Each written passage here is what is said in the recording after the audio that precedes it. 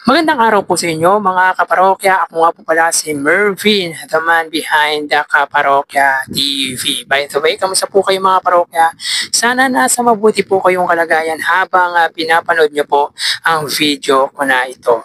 So ngayon po mga kaparokya, ang ating pag-uusapan ay patungkol po sa nababalitang si Mayor Vico Soto daw di umano ang papalit sa naiwang pwesto ng Baguio City Mayor Benjamin Magalong. Ito po yung sa ICI mga kaparokya, yung independent body na mag-iimbestiga po patungkol nga po sa anomalous flood control project. Pero bago natin pag-usapan yan mga kaparokya, kung bago lang po kayo sa aking channel at kung gusto niyo po ng gantong klaseng content ay maaaring pakisubscribe po ang aking YouTube channel at kung naniniwala po kayo na si Mayor Vico Soto po ay pangulo or pang-presidente na po, ay paki-like and share na rin po para mas dumami pa po ang makapanood ng content natin. At thank you din po pala mga kaparokya sa lahat ng aking subscribers, sa mga solid viewers, and of course sa mga OFW, yung mga Filipino working abroad na patuloy na tumatangkilik, patuloy na sumusubaybay ng aking munting channel. Para sa akin, kayo po ang tunay na bayani ng bansang Pilipinas. Muli, thank you so much at sobrang na-appreciate ko po kayo mga kaparokya.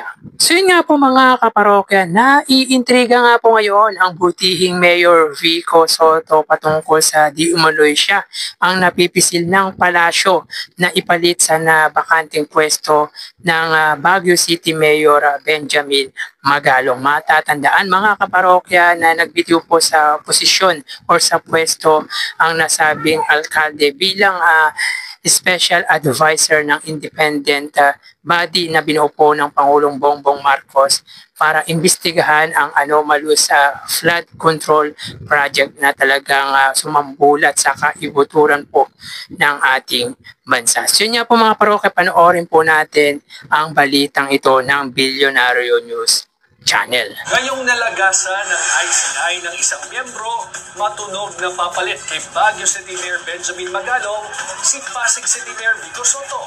Narito ang Agenda Weekend Report ni Just Ignacio. Baguio City Mayor Benjamin Magalong bilang ICI Special Advisor.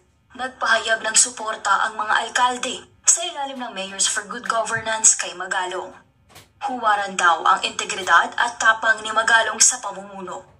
Nangunguna sa pagsuporta rito, si Pasig Mayor Vico Soto na isa rin sa mga alkaldeng nagsiwalat sa umano'y katiwalian sa flood control projects na hawak ng pamilyang Diskaya.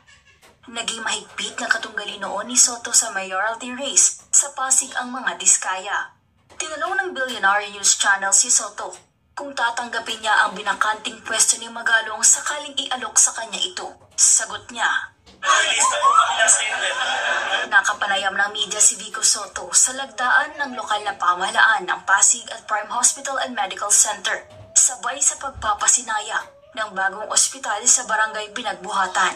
Pinasalamatan ni Soto ang mga founder at kapwa Pasigenyo nito na nagtatrabaho sa nasabing ospital. May pahaging din si Vico tungkol sa blue ribbon na nakasuot sa kamay ng choral members. Mga kumanta kanina, nasan po sila? Dito. Ayan. May tanong lang po ako sa inyo. Ano po yung nakatali sa ano ninyo? May gusto niyo mapatawag sa blue ribbon? Mas okay na po yung blue ribbon. Yung sa kalaban namin ng eleksyon, mas nakakatuwa. Pula yung sa kanila, red ribbon. Panibagong pasaring sa kalaban na inilampaso noong eleksyon na si Sara Diskaya. Una ring ibinulgara ni Soto ang ugnay ng mga Diskaya sa maanumalyang mga deal sa COMELEC at kontrata sa ilang proyekto sa Pasig.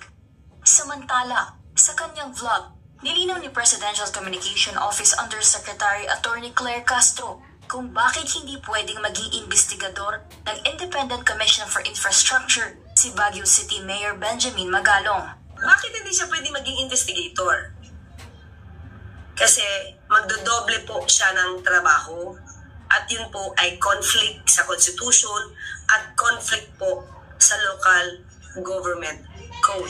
Sa kabila ng pagbibitiw ni Magalong, patuloy ang matatag na paninindigan ng alkalde para sa katotohanan at katarungan sa loob man o sa labas ng ICI. So yun nga po mga parokya ang balita ng Billionaire News Channel patungkol nga po kay Mayor Vico Soto at isa sa natawa talaga po ako sa biro ni Mayor Vico Soto na tila pasaring or apparently ay pasaring nga po sa mag-asawang Diskaya. Abot nga po sa ribbon na suot po ng mga koral. Yan ang maganda kay Mayor Vico Soto. Ay, alam niya po kung paano kunin ang kiliti ng masa ng mga tao or ng mamamayang Pilipino. By the way, mga kaparokya, yun nga po, nagbigay po ng statement sa kanyang social media ang butihing Mayor Vico Soto patungkol nga po dito. So basahin po natin mga kaparokya ang statement ng butihing Mayor Vico.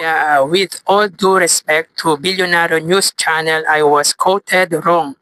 Kung pakikinggan ng maigi, ang sinabi ko po ay nag-release na po kami ng statement. Ang tinutukoy ko ay ang statement namin ng M4GG in support of Mayor Benjamin Magalong. Clarification lang po at ang bilis pa naman kumalat ng kung ano-anong kwento ngayon. Salamat po. At mga kaparokya, itong makita po natin sa monitor ng ating video na ito, yung video nga po or yung screenshot ng video ng Billionaire News Channel at nagbigay nga po ng comment or nag-comment nga po dito si Mayor Vico Soto at ayon kay Mayor Vico Soto, "Hi Billionaire News Channel, pakinggan niyo po ang sabi ko po, nag-release na po kami ng statement, ang tinutukoy ko ay ang M4GG statement in support of Mayor Benjamin or Benji Magalong." So sa mga hindi po nakakaalam mga kaparokya, yung M4GG, ito po yung Mayors for Good Governance na binuo po ng butihing mayor with Joy Belmonte at Mayor Benjamin Magalong na talagang lumawak na po mga kaparokya yung samahan ng mga alkalde. So yun nga po mga parokya yung clarification o paglilinaw ni Mayor Vico Soto dahil tinanong po dito si Mayor Vico Soto about nga po na siya ang napipisil sa nabakanting posisyon ni Mayor Benjamin Magalong. Siguro na misquoted ang nasabing news agencies. Anyway mga kaparokya, hindi din po ako pabor na si Mayor Vico Soto ang ipalit sa pwestong naiwan ng kabaro nito sa M4GG sapagkat tulad po na sinabi ni Claire Castro or ni Attorney Claire Castro ay magkakaroon din po ng conflict of interest si Mayor Vico Soto once natanggapin niya nga po ang nasabing posisyon. Alam naman po natin mga kaparokya na ipinagbabawal nga po sa Constitution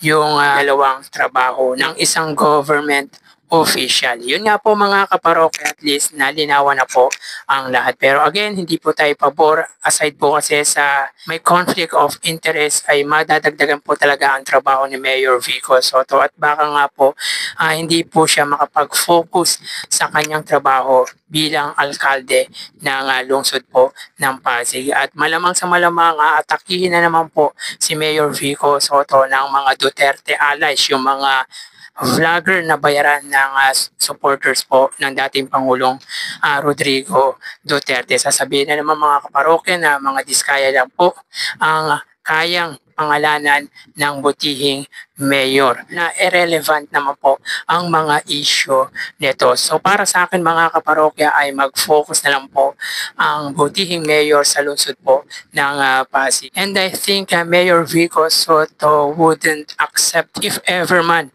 na alokin siya sa nasabing posisyon. Siyempre mga kaparokya, may respeto ito kay Benjamin Magalong. So kayo mga kaparokya, ano masasabi nyo patungkol nga po dito? Paki-comment naman po mga kaparokya ang opinion nyo patungkol nga po dito. So hanggang dito na lang po tayo mga kaparokya. Mag-iingat po tayo palagi. Thank you and God bless.